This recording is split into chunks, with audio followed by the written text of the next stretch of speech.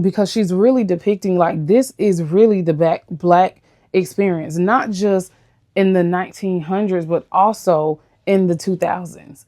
And it all ties back into patriarchy and how men see women and how they view women and how they think that women should give them whatever they want. They're using this particular street to put black people, and then across the road, then you have the white people, basically redlining.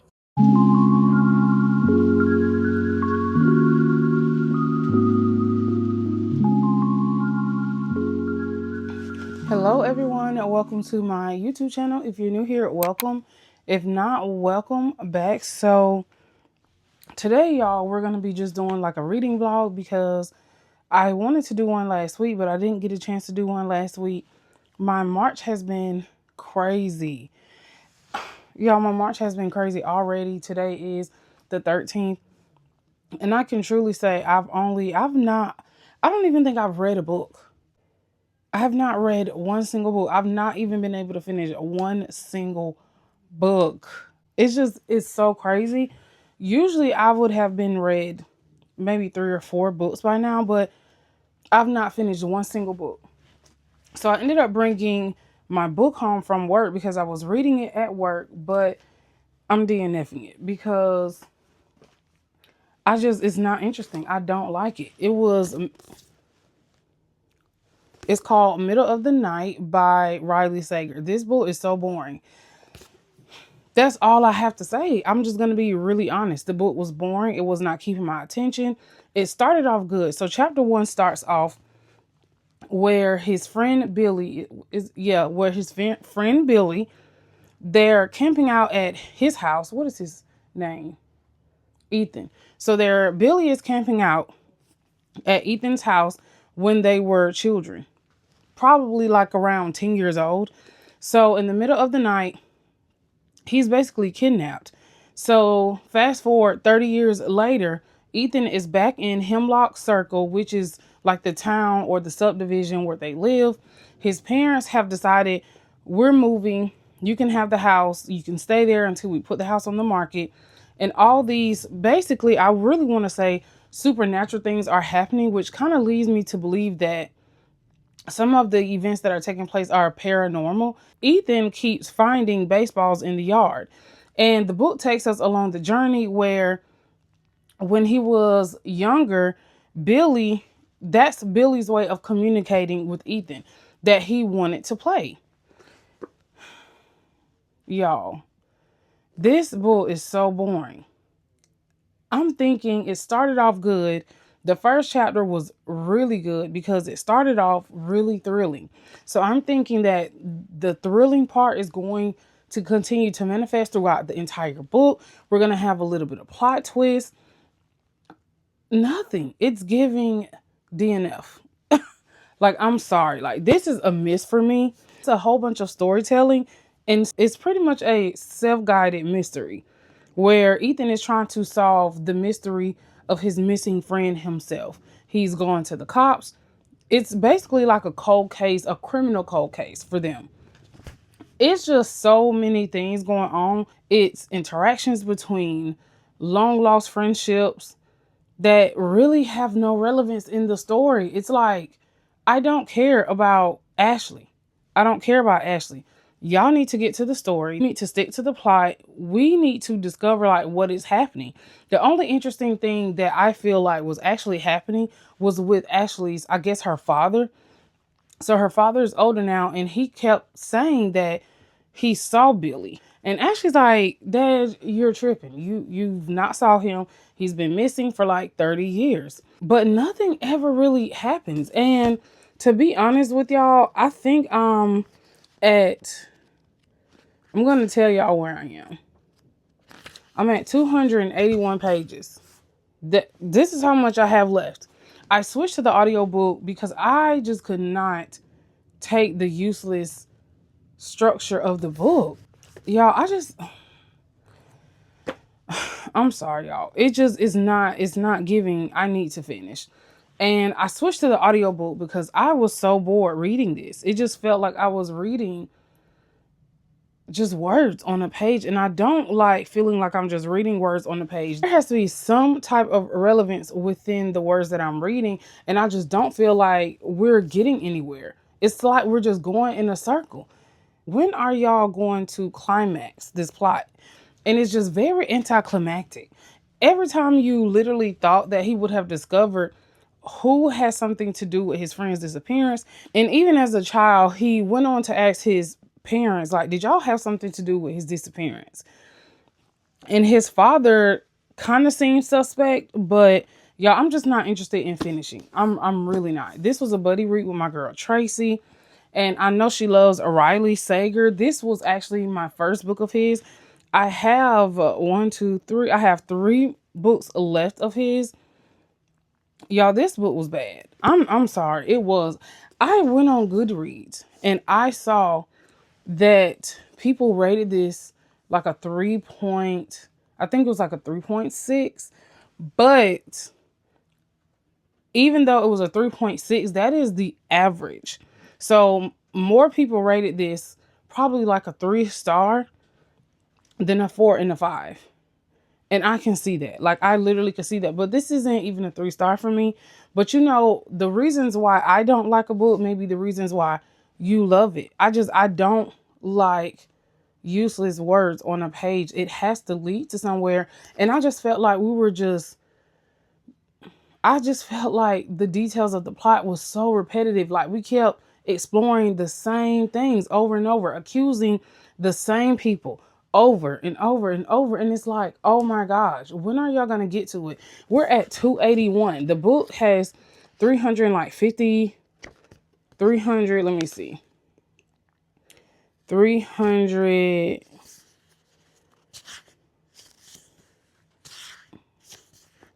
Hold on, y'all. Let me see. 365 pages, and I'm at 281. So I just like, I don't know, y'all. Like, I have to DNF this. So I'm also just gonna like soft DNF it. I've not been motivated all week to pick this book back up. I haven't listened to the audiobook since Tuesday. I'm not motivated. Like, this is making me mad. Like, this book is making me mad because y'all know that I'm a thriller girl through and through. I don't like this. Like, I don't like, y'all, I just don't like this. We're soft DNFing this. I am going to put this on my free little library card because I know for a fact that this one is going away. I didn't even worry about tabbing it because the book is so bad. The book is so freaking boring. So, and I'm for real with y'all. So anyway, so since Thursday, Friday. So since Tuesday, I picked up The Street by Ann Peachtree, and I've absolutely been loving this. And if you're not familiar with The Street, this novel was first published in I think 1946, during like the Harlem Renaissance time. And this edition came out in 1976. So I don't know how many editions there are there were before this one came out, but I specifically was looking for this one because I wanted a more vintage edition. So I saw this one. I've seen other editions, but they're like newer. But this one just resonated with me more. I love the black and white background, and I love the actual picture that goes with this half of a picture, which is actually on the back of the book. So if y'all could see that right there, that is the actual picture of the book, which I absolutely love. So I've already started this. I started this Tuesday. Wednesday night, I fell asleep, so I didn't read. I probably only read maybe like 10 pages of it. And then last night, I think I read like maybe 75 pages. So I'm actually on page 143. I was going to read a little bit more, but the chapters, y'all, are extremely long. They're probably like 25 pages or so. So if you're not familiar with this, it is about a woman and her son named Ludi Johnson. she was married. So the thing is, she was married, and the reason why she's on her own is because she actually, which I mean, it's not really. I'm not gonna say it's okay. It's not a spoiler, but it's a spoiler. It's not on the back of the book because the synopsis on the back of the book really doesn't give you like the gist of like what the story is actually about and why it's actually called The Street. So Ludi is making everything possible that her and her son can have their own place, because when she left her husband, now that the reason she left her husband, I'm not going to tell y'all because now that's a spoiler and you have to find that out by yourself. So she stays with her dad for a while, but while she's staying with her dad, there's all these women coming in and out the house. They're enticing her son to do things like he should not be doing. And I think Bub, her son name is Bub. I'm not sure if that's like his real name, which I'm 143 pages in, and that's just what she's called him the entire time. So while he's been staying at her father's house, the women that are like floating in and out of the house are basically getting him to do things that he shouldn't be doing as an 8-year-old, trying gin and things like that. So she's like, you know what? In order for me to have a peace of mind, in order for my son to grow up where he's not influenced by all of these illegitimate things, I need to move out and get my own place. So one day she sees this sign that basically is telling her like there's a room for rent. So she goes to this apartment complex. Y'all, the thing about it is, back in this time, can y'all imagine apartments being $29-$30 a month?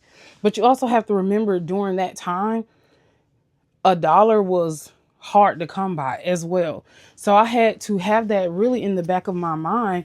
Like, this was the era that they were in. So you might make $1.50 a day, and that was your salary. And to them, $1.50 was very hard to come by. So for me to see that, for me to witness that now is like $1.50. Like, what? Like, that is insane. But that was a lot in like the 1900s. I mean, $30 for an apartment was a lot back then. Now, no, like rent has quadrupled to infinity now.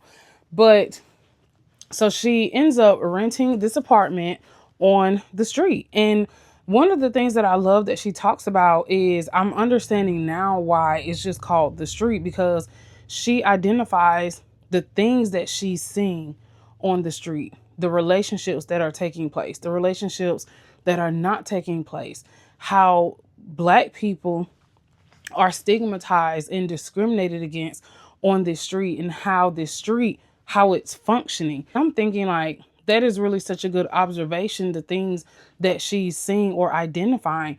And I love the language of the book because it brings you back to, like, if you have older grandparents and you hear the dialect and the language that they speak, just the culture, being around a particular type of culture, the words that she uses within her book are very descriptive. It just really brings you into remembrance of, I had great grandparents, or I had grandparents who spoke this way.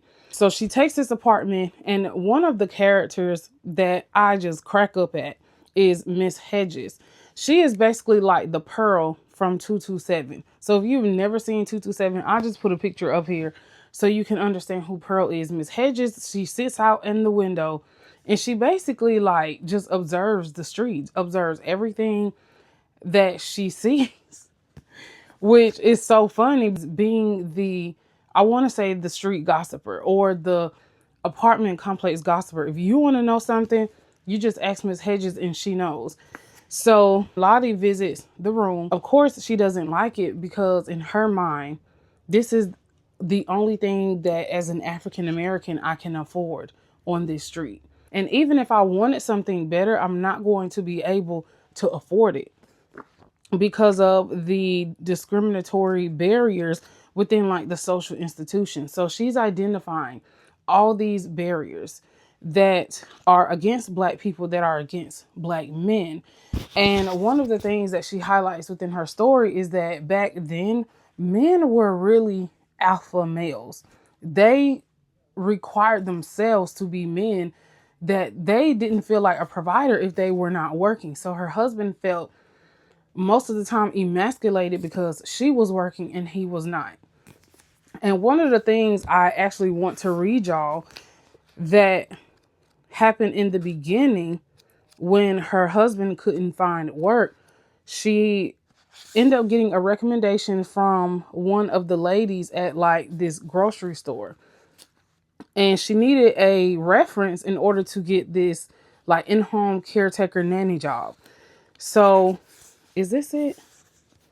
So, okay, I think this is it. I went right to it. So she says, listen, she said, it's best that the man do the work when the babies are young and when the man is young. Not good for the woman to work when she's young. Not good for the man. And she really didn't realize what that actually meant until some things between her and her husband transpired. And y'all, what he said to Ludi, y'all, I wanted to choke him through the book. Like, really, what he said to her is how a lot of men feel today when they are doing things that they're not supposed to be doing. But what he said to her, I literally had to highlight it because it made me chuckle so freaking bad. But I was just in awe how some men have this double standard mindset, or how they have this individual mindset that because they're men, they can do whatever they want. And it doesn't matter how the woman feels after they do what they want. So that's pretty much like where I am right now. But the superintendent of the apartments, y'all, he is a mess. And that's all I'm going to say. He is lusting after Ludi. And even though he has, like, I want to say an unofficial girlfriend, even though he has like this unofficial girlfriend, he's now looking at her in disgust because of his desire to have Ludi. And y'all, the way that he describes Ludi is so wild. And his name is, they call him Jones. So one day while Ludi is out, he makes up this plan of how he could get into her apartment. So while her son was home, y'all know back in the day, kids could be home and CPS wouldn't be called because her son is 8 years old. He's at home by himself, but he's at home by himself, even though Ludi is concerned about him being home by herself because it's only her and her son. In those times, you just had to do what you had to do. You go home and shut the door and don't come out. So he knocks on the door, and because Bub knows him, so, you know, he opens up the door, he comes in, and he's basically trying to find a way to like get in her bedroom. I was like, this dude is obsessed. This dude is so obsessed with her. So right now I'm really just loving it. This is what I meant by like, I want to feel something. I want to feel the genuineness and the authenticity of words. And I'm just enjoying it. It really feels like a 1940s soap. Like it really does. And I'm enjoying the dual point of views because it's not just Ludi's point of view. You have so much interaction between all of the characters within the story. I love how you have the point of view of Jones. There's a chapter in him already. You have the point of view of Ludi. And you also have the point of view of the girlfriend who's actually staying with Jones, but it's really not his girlfriend. So I'm just enjoying it because she is so obsessed with staying with Jones, the girlfriend, well, the unofficial girlfriend. She's so obsessed with him that she's even went to like this root doctor to see like if he could help her put roots on him. Y'all, so I'm really just having a good time with this. So my goal is to just read. I really want to get to page maybe like 250. My goal is to get to maybe like 250 today. Today's Friday. So I wanted to open up this vlog today because I knew if I did it today, I probably would be able to finish by Sunday. And the book is only 435 pages. So my goal if I'm at 142, my goal is to get to at least 250 today or a little more. And then tomorrow, read another 100 pages and then another 100 on Sunday. And then I probably should be finished with this. But anyway, so I am going to go read and I will be back with an update for y'all.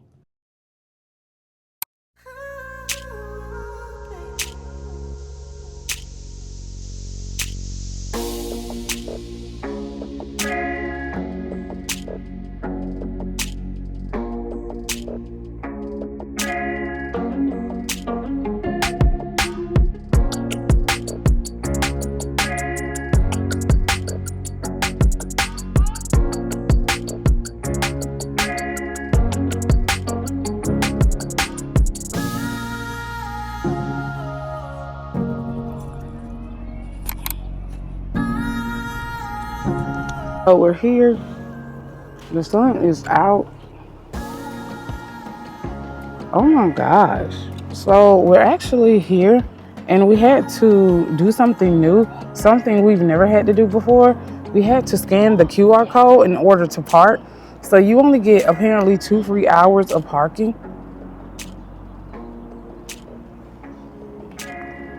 which is really insane. It's very wild.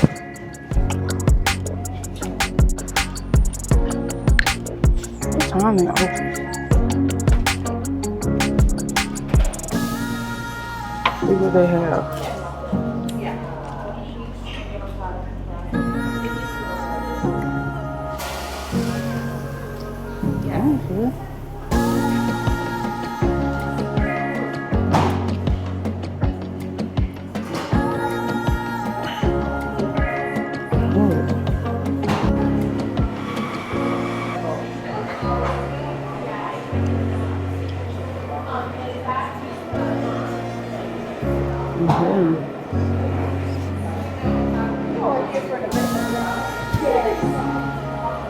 Okay.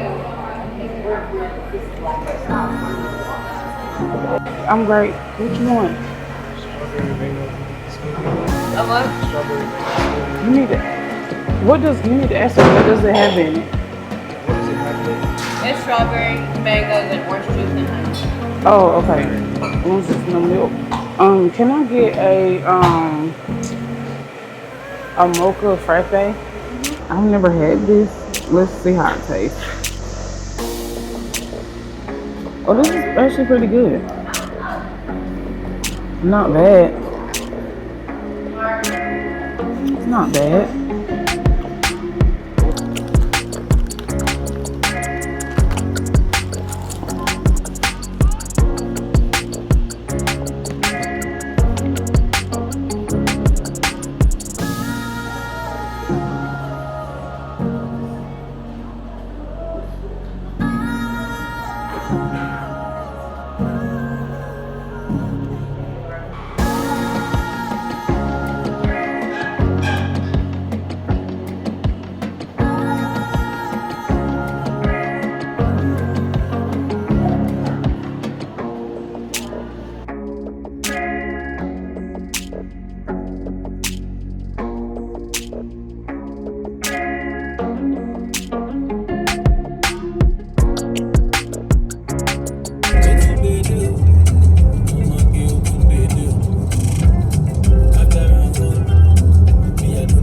So right now I am on page 225 and I had to stop because we ended up going to H Mart to get some bok choy for my soup for next week because I do like to meal prep. I didn't meal prep this week at all, so I think this week was horrible like for my eating. But one of the things that I have been enjoying is I have been enjoying I was about to call this boy Robbie.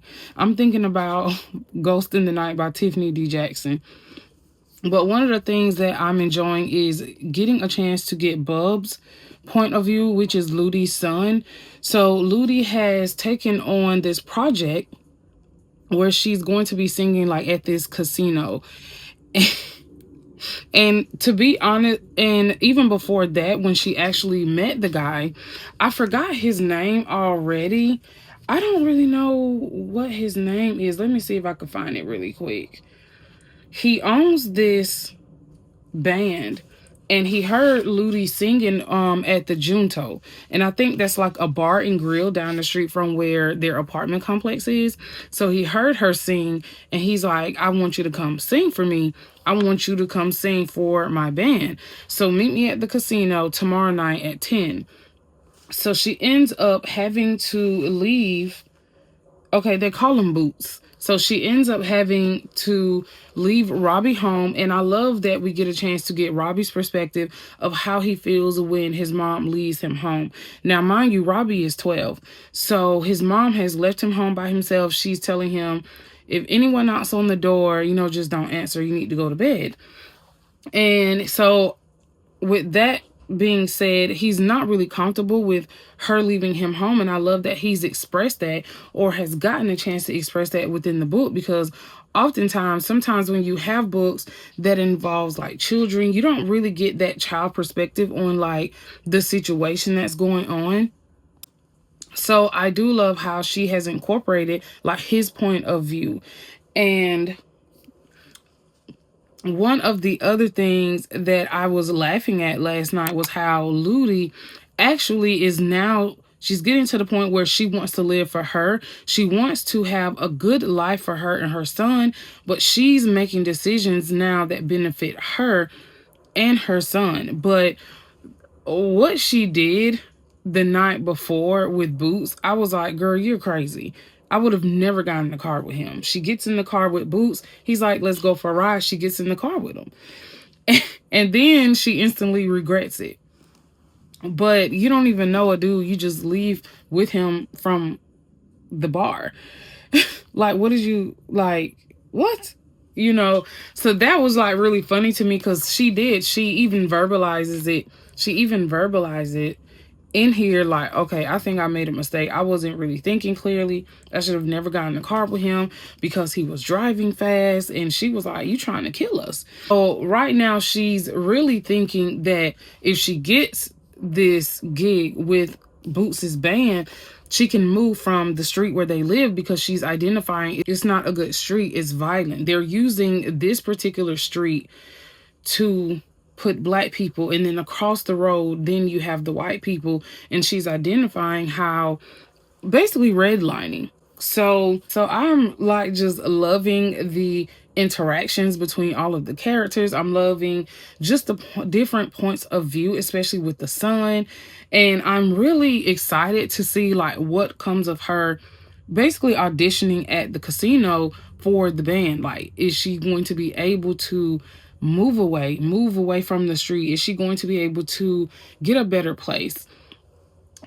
So yeah, like I'm just like really interested. So I'm at the part now where she's actually singing at the casino, and he's told her whether or not like he wants her to sing with the band.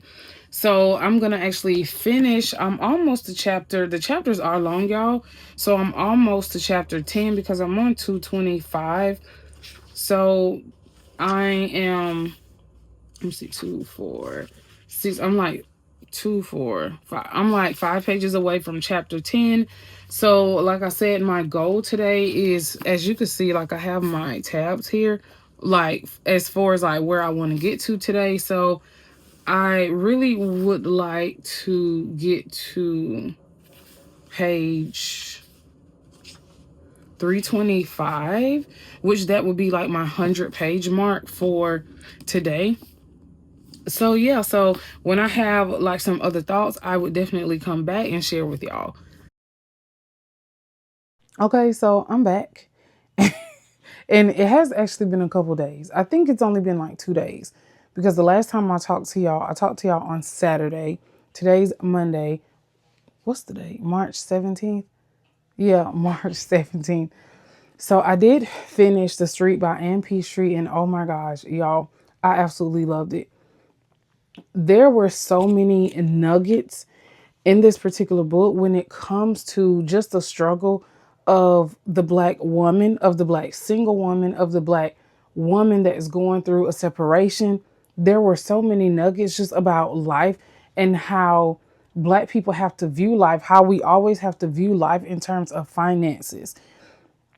And one of the things that I realized that I can actually compare to my own life was that when she was talking to her son about make sure you're cutting the lights off because it runs up the light bill. And I don't know if anyone has ever had their parents tell them that when they were young. I remember my parents or my mother telling us that multiple times. Or she says things like, okay, you need to eat in moderation. You need to cut the lights off. When you're not in the room, cut the lights off. Stop going in and out of the house with the AC on and things like that. And what happened was because money was always the issue. And during that time, it it was an issue. And even now, it's still an issue.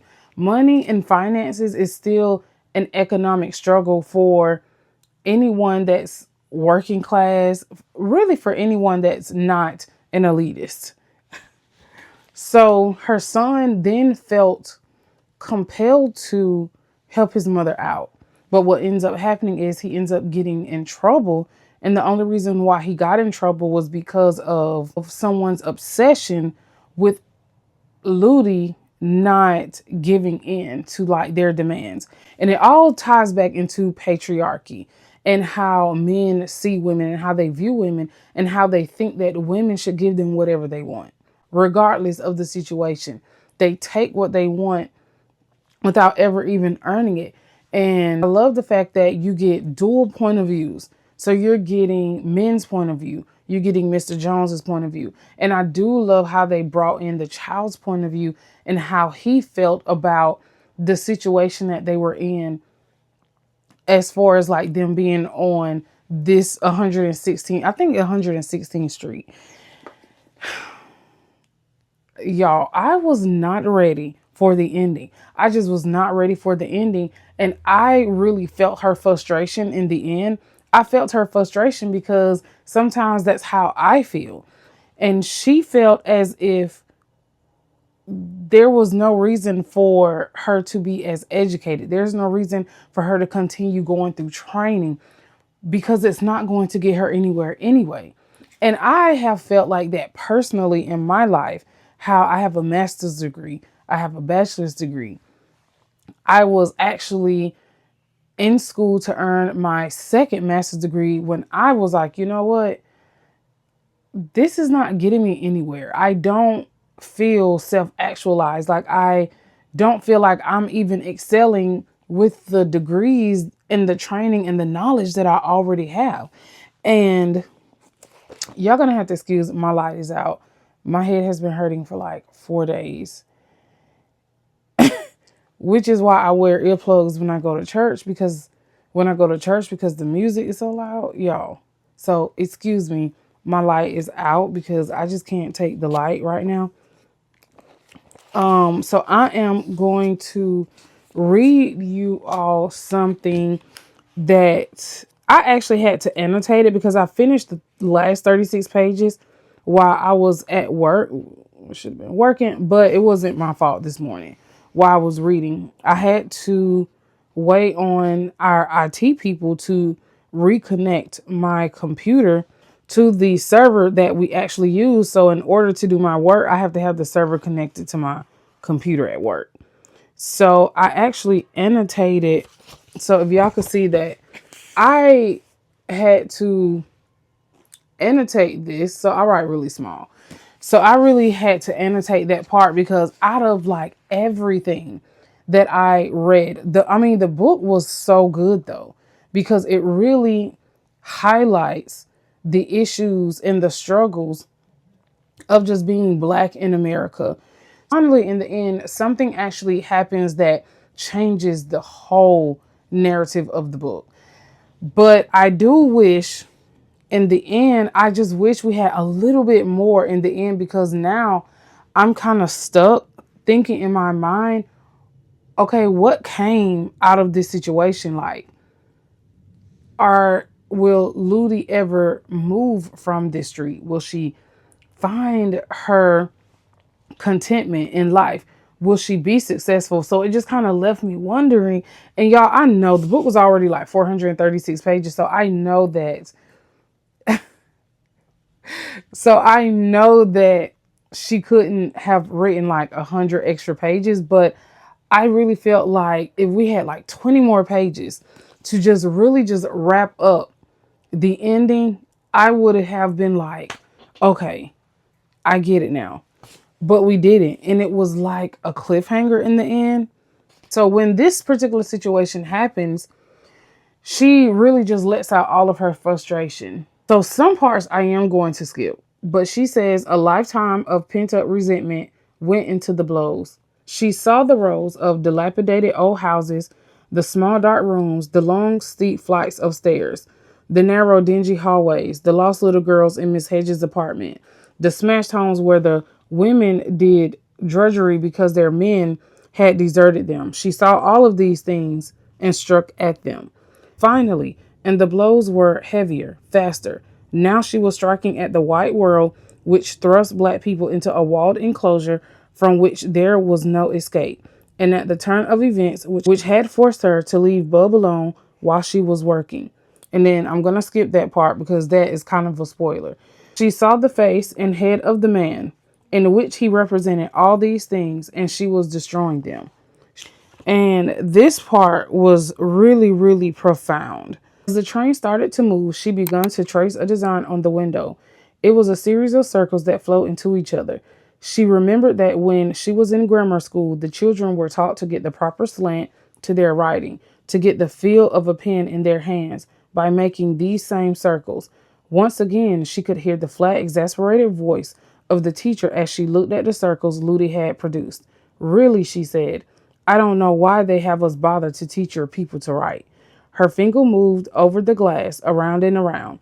The circles showed up plainly on the dust surface. The woman's statement was correct. She thought, what possible good has it done to teach people like me to write? And I really felt at that moment, I really felt sorry for Ludi. Like I felt so sad for her because she has done so many things in order to try to improve their life, to try to improve the living situation for her and her son. And in the back of her mind, she was always thinking of, I need to provide for my son. And when she felt like she just couldn't do enough, she blamed herself for how destructive the ending of the story was. Y'all, when I tell you the last 2 pages were just so gut-wrenching for me, it was like, I cannot believe this is happening right now. But if you want to know what happened at the end of the story, you got to read it yourself because this was just so good. And even though it had like multiple point of views, you just really get to see how these people see like their life and see their situations and how they got themselves into these situations and the resolution of these situations. The only thing that I kind of felt like was not resolved was Mr. Jones and the situation that he caused, or in the situation that he stirred up in the story. Y'all, he got on my nerves. Like, he got on my nerves. He got on my everlasting nerves. I could not stand him. We didn't get any type of resolve with like his point of view, with like his story. So it's like, I don't even know what came of him. But I just absolutely love the story. I wish it would have ended like on a higher note, but I absolutely just love the historical facts and elements that were incorporated within the story. And the reason why I think I've been getting into historical fiction a lot, especially African American historical fiction, because I love the experiences, like the recounting of the experiences, even though it's like fiction. You know that these experiences have some relevance to them. You know that during this time, the Harlem Renaissance era or the early 1900s, you know that these things were happening to African Americans, to women of color, to women that were married and that were single or separated, and to children. So I love the relevance that she really wrote about in her book, because she's really depicting like this is really the black experience, not just in the 1900s, but also in the 2000s.